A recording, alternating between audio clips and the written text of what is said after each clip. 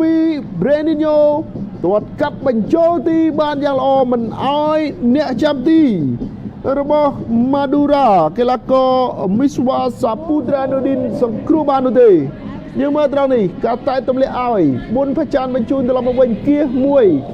ទាញចូលជើងឆ្វេងដើម្បីងាយស្រួលបញ្ជូនចូលក្នុងបាទក្រឡកបន្តិចផុតក្បាលទាត់បញ្ចូលទីបានយ៉ាងល្អ1-0អូយបាទគុណភាពនៃការបញ្ចប់ទីរបស់ Brandinho បាទមើលទៅមិញបាទសក់នោះស្តៀងនឹង Gabi ខំស្រ័យថា Gabi ប៉ុន្តែមិនមែន Gabi ទេគឺ Brandinho អ្នករកគ្រាប់បាល់បញ្ចូលទីនាំមុខឲ្យព្រះខ័នរីស្វាយរៀង1-0បើចាប់ផ្ដើមលេងបន្តទៀតបាទនេះគឺជាបាទកម្លាំងចិត្តមួយសម្រាប់ក្រុមម្ចាស់ផ្ទះនៅពេលដែលរកបានគ្រាប់បាល់តែយ៉ាងណាក៏ដោយពេលវេលាក៏នៅឆ្ងាយហើយនៅសល់ជើងទី2បន្តទៀត